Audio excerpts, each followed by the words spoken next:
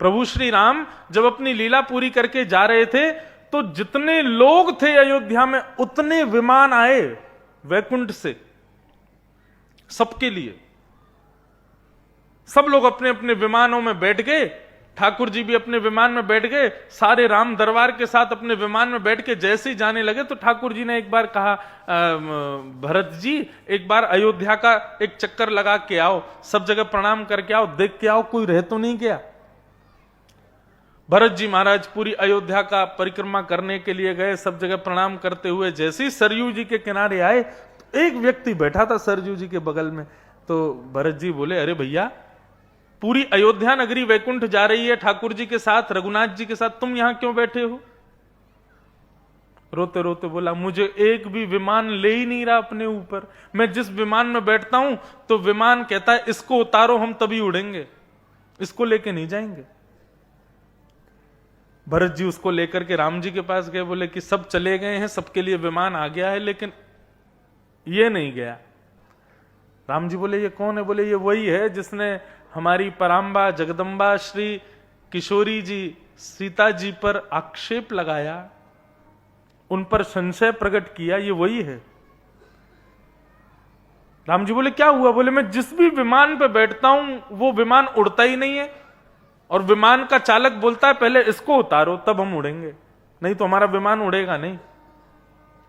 क्यों? बोले, क्योंकि मैंने सीता जी का अपमान किया, मैंने लक्ष्मी का अपमान किया, मैंने आचार्य का अपमान किया, इसलिए मुझे वैकुंठ स्वीकार नहीं करेगा।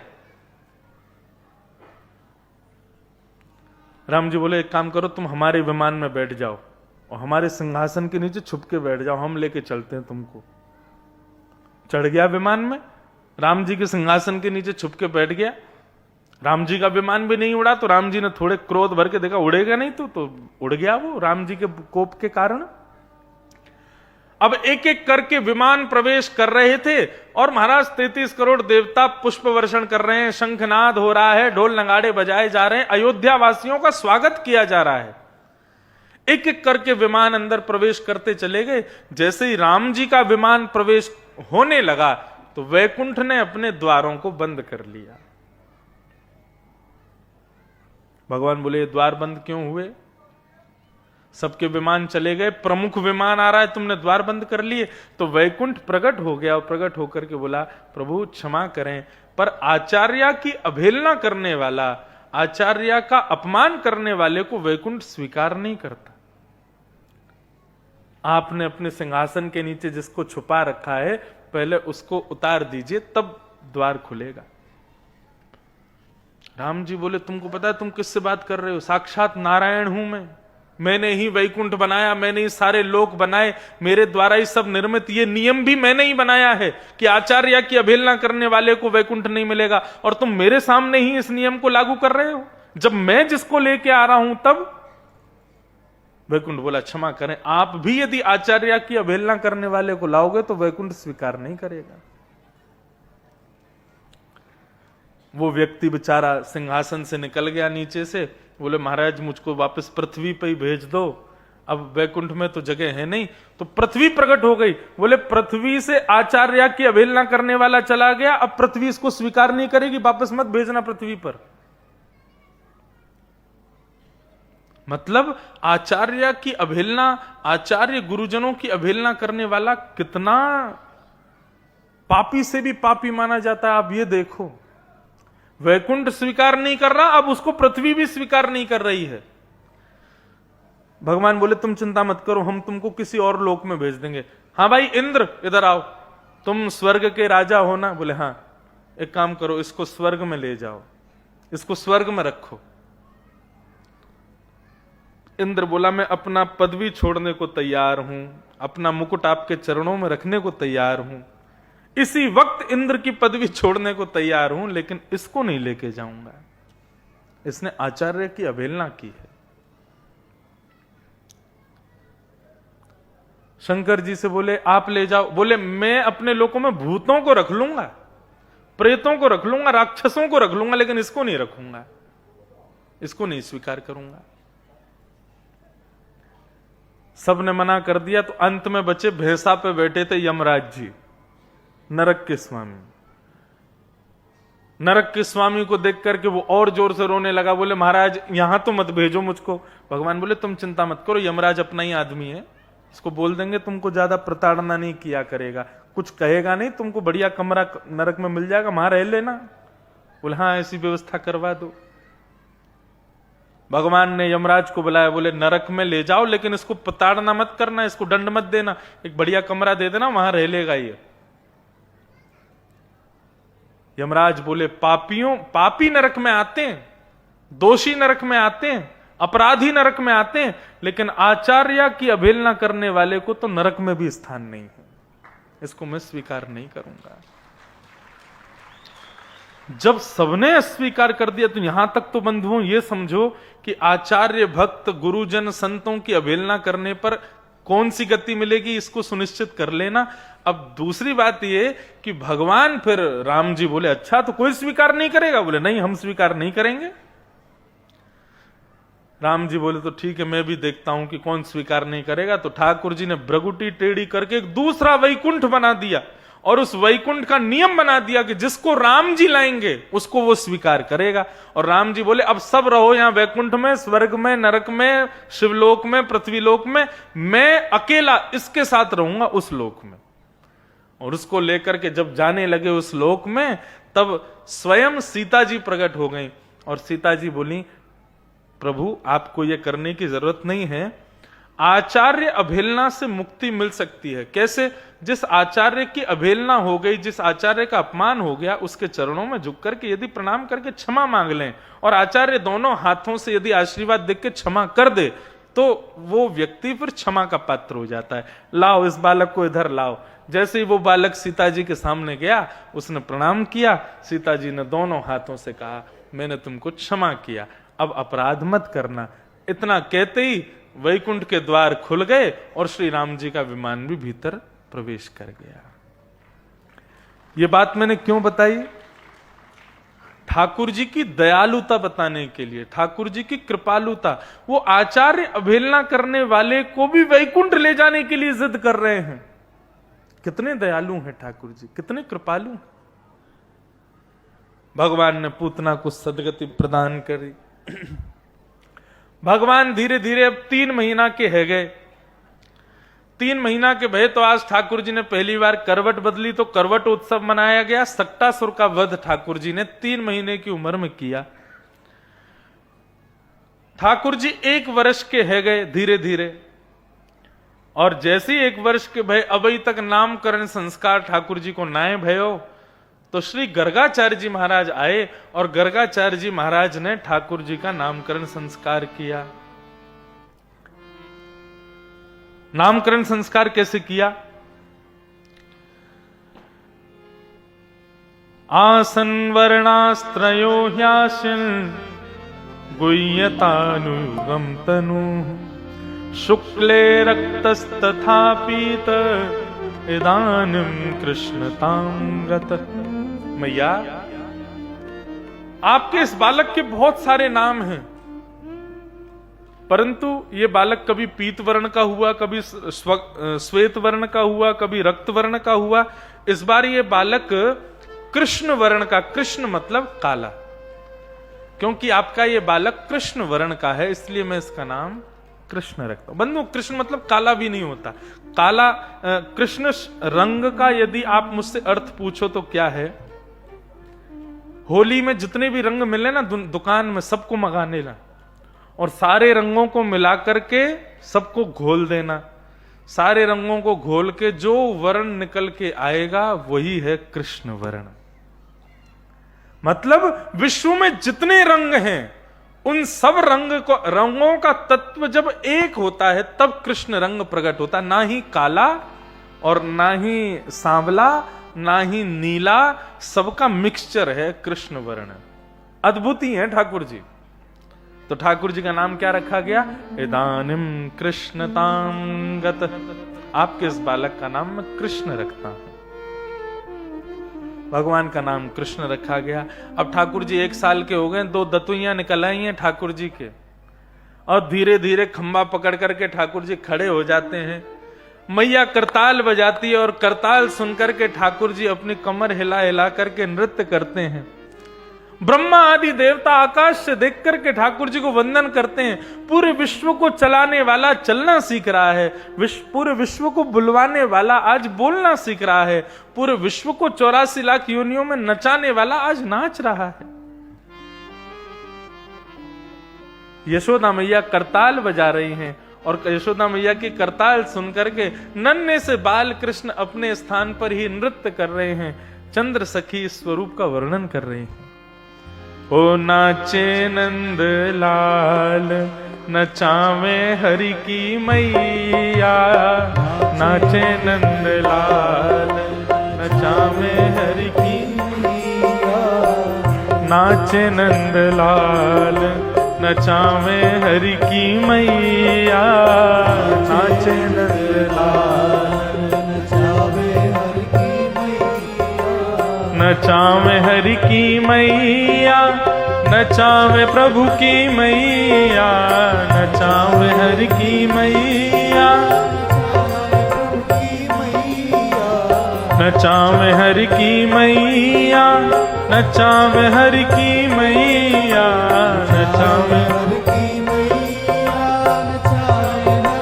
मैया, ओ नाचे नंदलाल नचावे हरि की मैया, नाचे नंदलाल नचावे हरि की। बंधुओं, साक्षात हमारे लाल जी नृत्य कर रहे हैं और आप अब भी हाथ मोड़ के बैठे हो। अरे लाल जी नृत्य कर रहे हैं, बढ़िया करताल बजाओ, मधुर स्वर में गाओ, ठाकुर जी को नृत्य कराओ। बोल नंद के लाला की।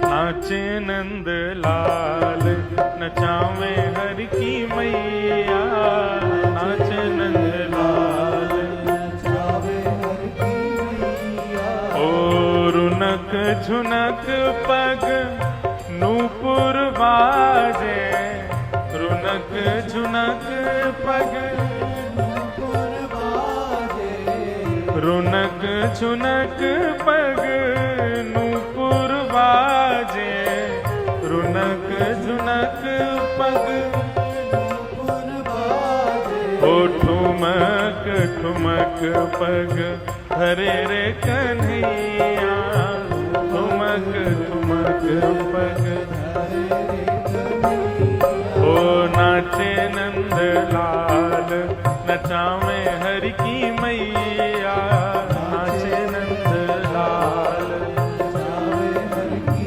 और धोती न बांधे लाला पजामा न पहरे, धोती न बांधे लाला पजामा न पहरे, धोती न बांधे लाला जामा न पहरे, धोती न बांधे लाला जामा न पहरे, ओ पीतांबर को है बड़ोरे पहरैया, पीतांबर को है बड़ोरे पहरैया, ओ नाचे नंद लाल नचावे हरि की मैया, नाचे नंद लाल नचावे हरि की मैया, ओ नाचे नंद लाल नचावे हरि की मैया, नाचे नंद लाल नचावे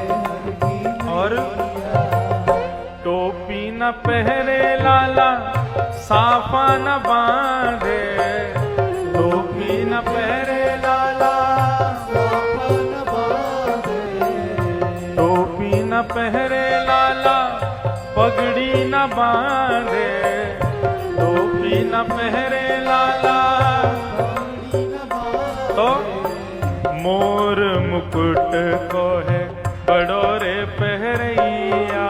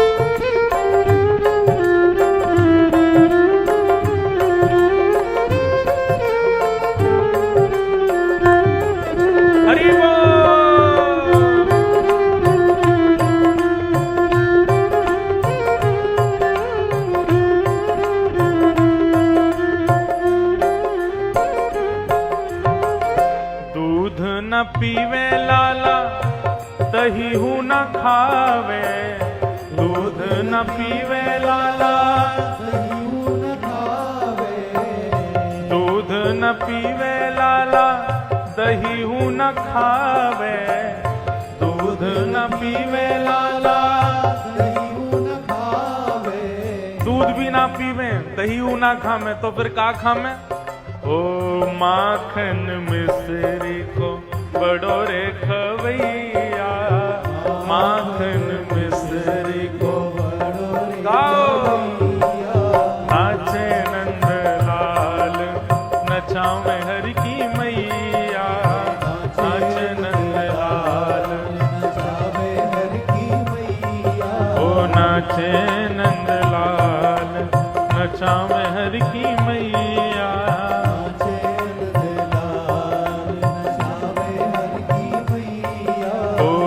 चंद्र सखी लखी बाल कृष्ण छवि, चंद्र सखी लखी बाल कृष्ण छवि, चंद्र सखी लखी बाल कृष्ण छवि, चंद्र सखी बाल कृष्ण छवि, ओ चंद्र सखी लख बाल कृष्ण छवि, सखी लख बाल कृष्ण छवि, ओ हस हस कंठ लगावे हरि की मैया, हस हस कंठ लगावे हरि की मैया, ओ नाचे नंद लाल नचावे हरि की मैया,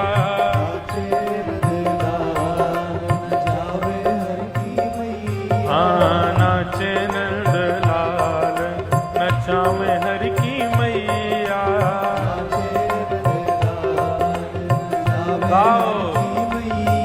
गोविंद मेरो है, गोपाल मेरो है, गोविंद मेरो है, गोपाल मेरो है, हाँ गोविंद मेरो है, गोपाल मेरो है, गोविंद मेरो है, गोपाल मेरो है, ओ मेरा गिरिवर धारी गोपाल मेरो है, मेरा गिरिवर धारी गोपाल मेरो है, ओ मेरा नटवर नागर नंदलाल मेरो है, मेरा नटवर नागर नंदलाल मेरो है, हाँ गोविंद मेरो है, गोपाल मेरो है, गोविंद मेरो है, गोपाल मेरो है, हाँ गोविंद मेरो है,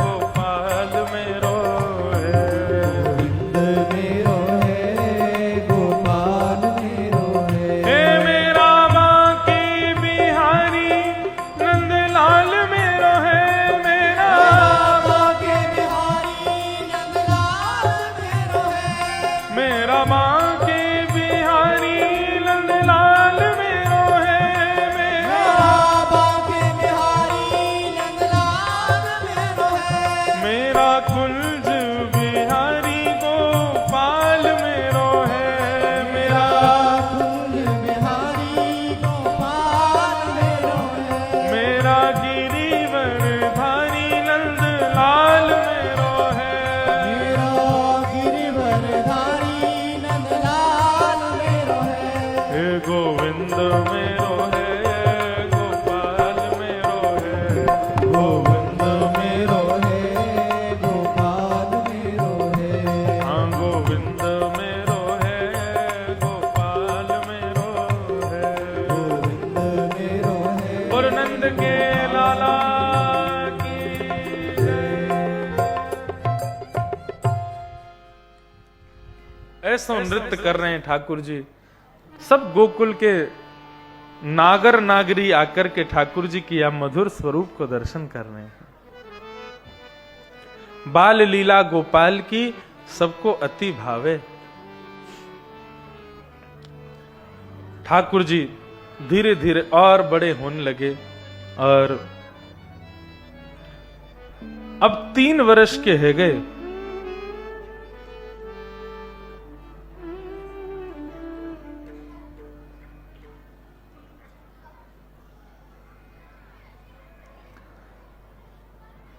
श्रृंग्यग्निड्यं शशिजलद्विजकण्ठकेभ्यः क्रीडापरावति चलौ स्वसुतौ निषेद्धुम् गृहाणि कर्तुमपि यत्र न तज्जनौ शेकात आप्तुरलं मनसो नवस्थाम्। बहुत ध्यान से सुनो सब लोग। अब ठाकुर जी के ऊधम बताए जा रहे हैं, ठाकुर जी कैसे कैसे ऊधम करते हैं। संज्ञग्निडम शशि जलद्विजकंटकेभ्य। आहा, ठाकुर जी गैयाओं के सींगों से खेलते हैं। गायों के बड़े बड़े सींग होते हैं। तो नंद बाबा के यहां कितनी गैया हैं? 9 लाख गैया हैं। तो नंद बाबा कहा करें 9 लाख गैयान को जितनो दूध निकले वह दूध को प्रयोग में ले लें, गोकुल में बंटवा दें, फिर बचे भये दूध को मक्खन बनवा दें, दही बनवा दें, छाछ बनवा दें, घी बनवा दें। अब 9 लाख गायों का दूध कोई थोड़ा बहुत तो होगा नहीं, अथाह दूध होता था महाराज। गौरस भंडार नहीं, गौरस के कुएं थे नंद बाबा के यहां, घी के कुएं, मक्खन के, सबका भंडार था। तो नंद बाबा क्या करते थे, कभी कभी महीना में 2 बार 3 बार थोड़े घी की सामग्री ले जाते और घी जाकर के गैयान के सींगन पर जाके खूब बढ़िया उनकी मालिश करते। तो नंद बाबा के गायों के सींग दूर से ही चमकते थे, इतने सुंदर।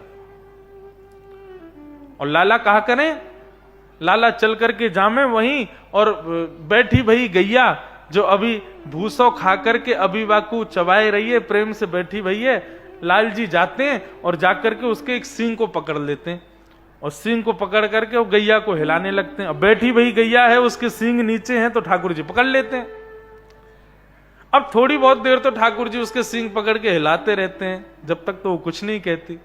लेकिन जैसे ही जोर जोर से ठाकुर जी सींग पकड़ के उसके सिर को घुमाते हैं, तो थोड़ी बहुत देर ऐसे करते करते गैया खड़ी हो जाती है। और जैसी गैया खड़ी होती है, ठाकुर जी ने सींग पकड़े होते हैं, तो ठाकुर जी ऐसे लटक जाते हैं जैसे कोई पेड़ पे कटहल का फल लटका हो।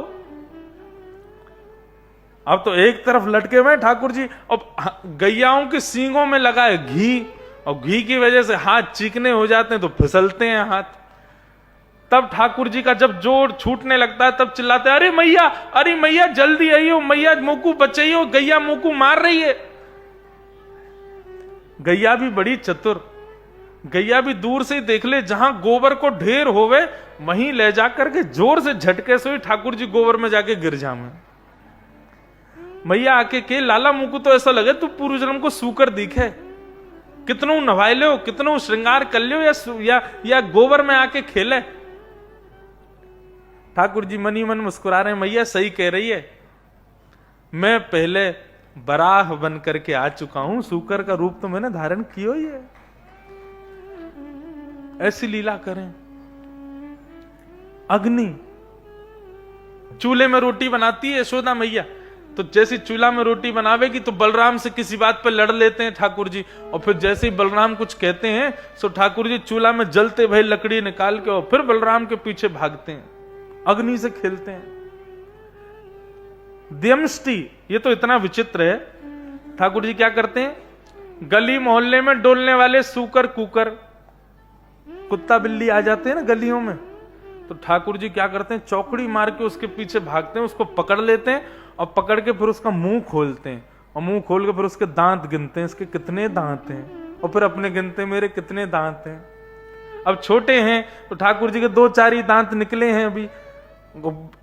कुकर सूकर के बिल्ली के ज्यादा दांत होते हैं तो फिर मैया के पास जाके रोते हैं, मैया के का लाला काय को रो रहा है? बोलो अब बिल्ली के इतने सारे दांत हैं, मेरे 2 ही दांत हैं, मुझको भी दांत चाहिए। और ऐसा उधम मचा में यशोदा मैया अपनी गोद में बिठा ले लाला को, हृदय से लगा ले।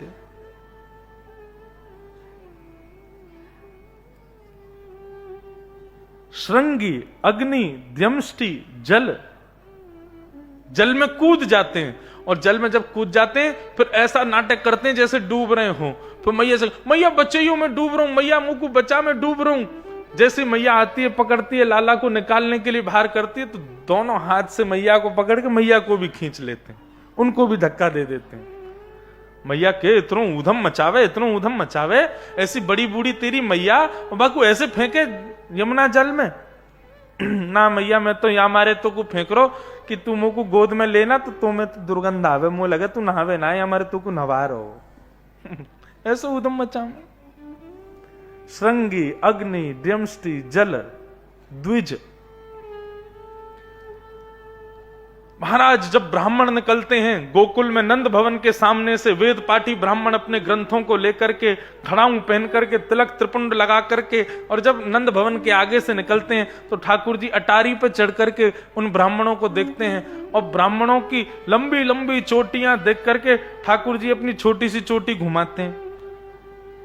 भैया बोले का भयो लाला? बोले इन ब्राह्मणों की इतनी लंबी लंबी चोटी है, मेरी तो नेक सी चोटी है। मैया बोले लाला दूध पीवे से चोटी बढ़े। और श्री सूरदास जी महाराज इस भाव का इतना सुंदर वर्णन करते हैं। ठाकुर जी अपनी छोटी सी चोटी पकड़ करके कह रहे हैं, कबहू बढ़ेगी चोटी मैया, कबहू बढ़ेगी चोटी, किति बैर मोहे दूत पिबत भय, यह अजहू है छोटी। ठाकुर जी दूध कैसे पीते हैं? मैया के दूध पीवे तो चोटी बढ़े, तो ठाकुर जी एक उंगली से तो चोटी पकड़ते हैं, दूसरे उंगली से दूध पीते हैं और देखते हैं फिर ये बढ़ी कि नहीं बढ़ी। और फिर मैया से कहते हैं, मैया कितने बेर मोए दूध पिबत भय, ये अजहू है छोटी। मैं कितनों दूध पीऊं, ये आज भी छोटी है। बंधुओं, ये आश्चर्य की बात नहीं है, लेकिन ये अद्भुत बात भी तो कम नहीं है कि परब्रह्म परमात्मा तीनों लोग जिसके अधीन है, वो ब्रज में ऐसी लीला कर रहा है। वो परमात्मा जिसकी भ्रगुटी टेढ़ी करने पर तीनों लोग थर थर कांपते हैं, वो परमात्मा इस ब्रज पर अधीन होकर के कैसी लीला कर रहे हैं, चोटी पकड़ करके दूध पी रहे हैं। तू जो कहते बल की बेनी, जो है लंबी मोटी।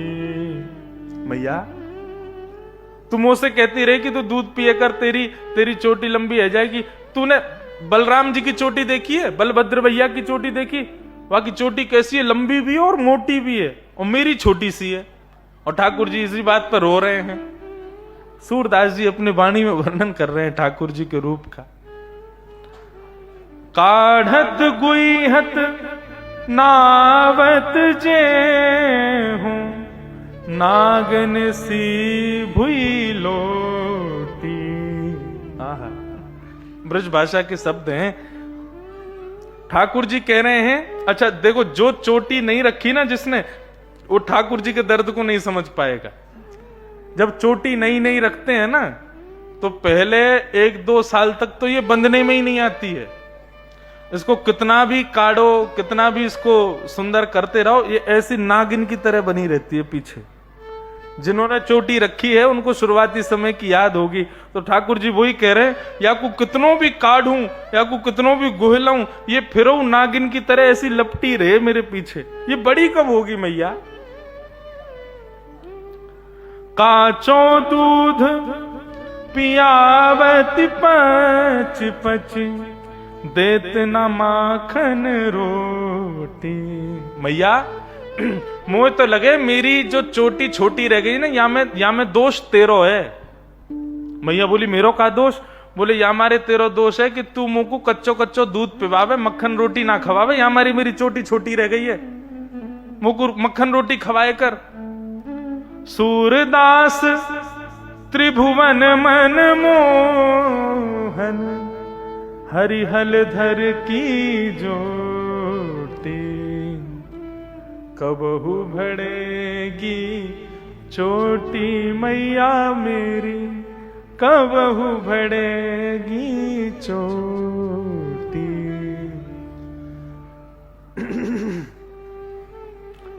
ब्राह्मणों को देख करके ठाकुर जी अपनी चोटी पकड़ के रोते हैं, कब बड़ी होगी, इन जैसी कब होगी मेरी मैया। फिर कभी दूध पिवावे, मक्खन रोटी खवावे, बोले यादें बढ़ेगी। ऐसी ऐसी लीला। ठाकुर जी नित्य नंद बाबा को देखते हैं कि नंद बाबा रोज हवन करते हैं, अग्निहोत्र करते हैं। नंद बाबा को हवन करते देख बाबा से एक दिन लाला पूछते हैं, बाबा तुम ये हवन काय को करो, रोज अग्निहोत्र काय को करो। अब छोटे बालक को ज्यादा तो नहीं, बड़े लोग ऐसे समझाते थे मजाक मजाक में। तो नंद बाबा ने वही कह दी कि लाला ये हवन करवे से ना अग्नि देवता प्रसन्न हो जाए, और अग्नि देवता प्रसन्न हो जाए फिर मन चाही वस्तु प्रदान करे, जो मन में इच्छा रखोगे सब दे। जैसे आजकल बच्चों को समझाते हैं कि ऐसा करोगे तो परी आएगी, परी आके फिर जो मांगोगे विश पूरी कर देगी, ऐसे समझाते हैं ना। ऐसे ही ठाकुर जी को नंद बाबा समझा रहे हैं, लाला ये हवन करवे से अग्नि देवता प्रसन्न हो जाए, और प्रसन्न है कि वो वस्तु प्रदान करे जो मन की इच्छा हो। लाला को रात भर नींद नहीं आई आज। क्यों? ठाकुर जी बोले इच्छा तो मेरी भी है। बोले कहा इच्छा है? सुंदर बहू की। अब वह सुंदर बहू की इच्छा मैं कैसे पूरी करूं? कल से मैं भी हवन करूंगा। और 3.5 वर्ष के कन्हैया अपनी सब ग्वाल बाल मंडली को बुला लेते हैं, और सारी ग्वाल बाल मंडली के संग में नंद भवन के पीछे एक सुंदर बगीचा है, वहां सूखे पत्रों को इकट्ठा कर लेते हैं और उसमें अग्नि लगा देते हैं। अग्नि लगा करके सूखे पत्तों का चूरा सब में बांट देते हैं, और सब में बांट के कहें अब सुनो, जब जब मैं कहूं स्वाहा तो तुम सब यहां में आहुति डालियो। ग्वाल बाल बोले ठीक है। खेल रहे हैं ठाकुर जी, और ठाकुर जी आचार्य बन के बैठे, स्वाहा सब डालो, सब स्वाहा कर रहे हैं उसमें। मधुमंगल श्रीदामा भगवान के सखा भगवान से पूछ रहे हैं, लाला कहा करवा रहा है? बोले हवन करवा रहा हूं। बोले काय चीज को हवन? बोले सुंदर बहू आवेगी या हवन को करवेते। और सुन, जब मैं स्वाहा बोलूंगा तब यदि तेने नहीं डारो ना तो तेरी एक बहू की आंख पधार जाएगी, या फिर तेरी एक बहू टोटी आवेगी, या तो एक मामते लंगड़ी आवेगी। तो सारे ग्वाल बाल इतनी तत्परता से बैठे हवन में, लाल जी के स्वाहा तुरंत डालते हैं। नेक भी कोई रह जा, देख अब तेरी बहू के देखियो एक कान नहीं आवेगा, तेने लेट डारो है। ऐसे ठाकुर जी आनंद कर रहे हैं अपने सखाओं के संग। खेल खेलने के बाद में मधुमंगल श्रीदामा ठाकुर जी से कहते हैं, लाला हवन के बाद में ब्राह्मण भोजन करायो जाए। हमारा हवन तो है गया, लेकिन ब्राह्मण भोजन तो भय नहीं। ठाकुर जी बोले रुको अभी चलते हैं, ब्राह्मणों को निमंत्रण देके आते हैं। और ठाकुर जी श्रीदामा मधुमंगल के हाथ पकड़ करके जामे गोकुल के जितने ब्राह्मण, सब ब्राह्मणों के यहाँ हाथ जोड़ करके जाते हैं। और ठाकुर जी कहते हैं, आज हमारे यहाँ हवन भयो है, आज हमारे यहाँ यज्ञ भयो है, यज्ञ की प्रसादी पावे अइयो। ब्राह्मण जैसे ही देखें, नंद भवन से निमंत्रण आया है। नंद भवन के निमंत्रण को जान करके ब्राह्मण अपनी ब्राह्मणियों से कहते हैं, अरे ब्राह्मणी सुनो, आज नंद भवन में भोजन है हमारा। बोले तो? बोले आज चूल्हा मत जलाना घर पर, और सुनो तुम भी अपने लिए कुछ मत बनाना, एक बढ़िया पात्र दे दो, हम भोजन करने जाएंगे, तुम्हारे लिए बंधवा के लिए आएंगे। नंद भवन में इतना खिलाते हैं, 56 भोग इतना बनता है कि भाई यहां तक पूरा भर देते हैं। और सुनो एक काम और करो, नमक का पानी दे दो हमको। क्यों? नमक का पानी पीने से और तेज भूख लगती है। और सारे ब्राह्मण सुबह से नमक का पानी पी रहे हैं। सुबह आज दोपहर में भोजन ही नहीं किया किसी ने। नंद भवन में खूब सारा भोजन करने वाले हैं। शाम को बढ़िया सुंदर बगलबंदी धोती पटका डाल करके, पीला चंदन लगा करके, इत्र लगा करके सारे ब्राह्मण पहुंच गए नंद भवन। और नंद भवन में तो कोई भोजन था ही नहीं आज। 200-300 ब्राह्मण आ गए। जैसे ही नंद भवन में आए तो अटारी पे यशोदा मैया बैठी थी। यशोदा मैया ने जैसे ही देखो, बोले अरे वाह, बड़ी कृपा, आज इतने सारे ब्राह्मण कैसे आए, इतने सारे ब्राह्मणों को आगमन कैसे भयो। किसी को यदि भोजन पर निमंत्रण दे दो और वो व्यक्ति 3 समय का भोजन छोड़ करके अपने घर के चूल्हे को बंद करवा के आपके यहां भोजन करने आ जाए और आप उससे कहो बताओ कैसे आए, क्या होगा उसका? ब्राह्मण बोले मैया चुल्लू भर पानी दे दे, डूब के मरेंगे वहां में, या हमारे आए। अरे मैं तो पूछ ही रही हूं कैसे आए। अरे कैसे आए कहा हो करे, तेरो लाला गयो हमारे पास, माने निमंत्रण दियो कि आज सबन को आनो है, भोजन करवे आए हैं, हमको भोग खवाओ। यशोदा मैया बोली काय चीज को भोजन? बोले लाला ने बताई कोई यज्ञ भयो आपके यहां। बोले हमारे यहां कोई यज्ञ ना भयो, और यज्ञ यदि हमारे यहां होता तो आप लोग ही ब्राह्मण हो, आप लोगों के द्वारा होता, आप लोग तो थे नहीं, तो फिर यज्ञ कौन कराएगा? ब्राह्मण बोले मैया हमें कैसे बचा, हमको भूख से डर नहीं है, वापस खाली पेट घर लौटने से डर है, क्योंकि ब्राह्मणी अब बनाएगी नहीं, ऊपर से मारपीट के भगा और देगी। मैया तुम्हारी लाज बचा। मैया बोली ठीक है मैं व्यवस्था कर दे रही हूं, लेकिन पहले अपने यजमान को ढूंढ के लाओ, ये कन्हैया है कहां, जाने तुम्हें निमंत्रण दियो। यशोदा मैया सब ब्राह्मणों को लेकर के गई तो पीछे बगीचा में ठाकुर जी अपने सब ग्वाल वालों के संग खेल रहे थे। यशोदा मैया ने जाके आवाज लगाई लाला ओ कन्हैया यहां पे आ। जैसे ही ठाकुर जी ने देखे यशोदा मैया के संग सबरे ब्राह्मण आए हैं और बोले ये ब्राह्मण तो सच में आ गए। मधुमंगल श्रीदामा से बोले मैया मारेगी, तुम चलो मेरे संग। बोले हम क्यों जाएं पिटवे? बोले तो पिटवे को